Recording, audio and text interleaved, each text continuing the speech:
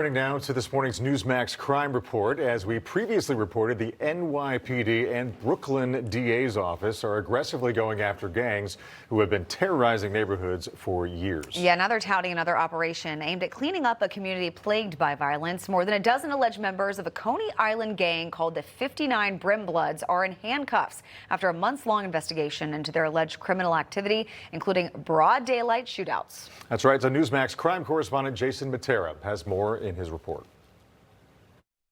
In more simple terms, these men were ready for war. And authorities say that war spilled onto the streets of Brooklyn, where gang beefs were fought with zero regard for who got caught in the crossfire. Across these shooting scenes, investigators recovered more than 180 shell casings. Behind these numbers is a real community forced to live with the consequences of this violence. And one of those consequences looked like this.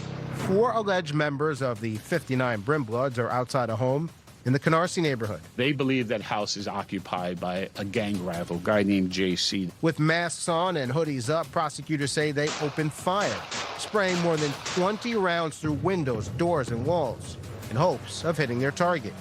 That shooting, one of many detailed in a sweeping takedown called Operation Cyclone, a months-long investigation by the NYPD that ended in 15 arrests tied to this Coney Island crew, with street names like Lil Dre, Shawnee G, and one guy who simply went by Black. This indictment includes 16 acts of gun violence, including 1 homicide and 4 separate incidents where gang members were found armed with deadly weapons. And those deadly weapons even allegedly followed them into meetings with court-appointed officials.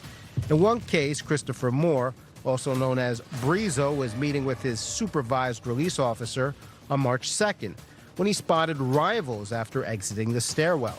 Authorities say he pulled a gun, chased 3 men, and started firing indiscriminately at close range. It's a miracle he missed. But that miracle did not take place a month earlier when alleged members of 59 Brim Bloods purportedly went into enemy turf looking for payback over an earlier shooting. In this case, who paid the price? A 16-year-old boy who was crossing the street was shot in his abdomen, had nothing to do with what was happening. And with summer fast approaching, Brooklyn DA Eric Gonzalez says hauling this gang of gunmen off to jail will immediately make the borough safer. This case will have a measurable impact on public safety and an immediate impact. Brooklyn DA Eric Gonzalez says half of all shootings in the borough happen between June and early September when summer's in full swing and school is out.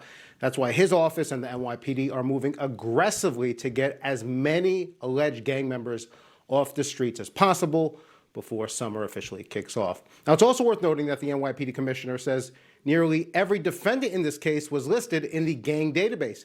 It's the same database progressives want to scrap because they say it's racist. But detectives say the gang database helps identify violent offenders fast, takes them off the streets, allowing communities, in this case mostly minority communities, to live in peace without bullets whizzing past their head. You know, Jason, I didn't know that gang members had a specific race about them. I don't know how that's racist. Or those, I didn't know that those lists could be racist. It's interesting. Okay, thanks so much, Jason. Information. Truth is freedom. Is Newsmax. It's real news for real people.